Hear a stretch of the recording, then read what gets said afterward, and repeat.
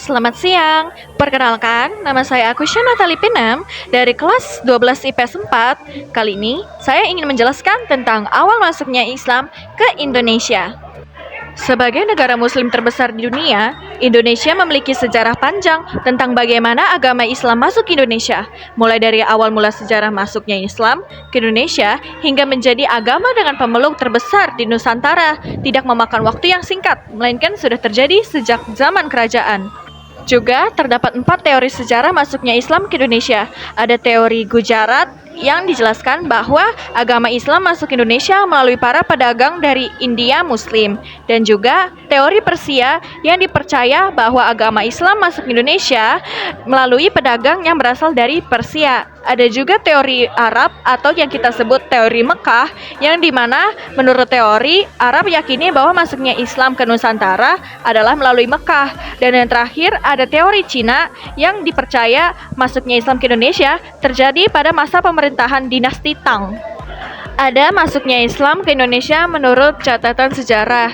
Sejarah masuknya Islam ke Indonesia salah satunya mengenai penyebaran Islam di Pulau Sulawesi. Sejarawan meyakini bahwa Islam masuk ke Sulawesi melalui hubungan kerajaan setempat dengan para ulama Mekah dan Madinah. Selain itu, ada pengaruh dari ulama Minang di Sulawesi Selatan yang kemudian mengantarkan Kesultanan Goa dan Kesultanan Bone untuk memeluk Islam. Sementara di Sulawesi Tengah dan Sulawesi Utara, Islam menyebar karena peran penting dari Kesultanan Ternate dan Kesultanan Gorontalo. Sedangkan di Papua, karena ada peran di Kesultanan Tidore.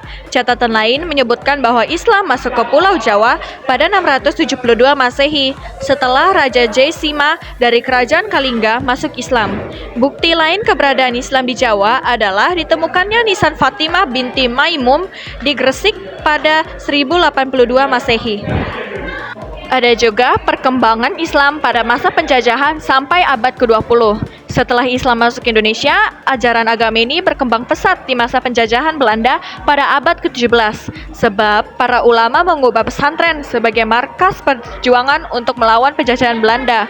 Pada abad ke-19, muncul pembaruan Islam melalui sekolah-sekolah seperti Adobiyah, Diniyah Putri, dan Sumatera Tawalib.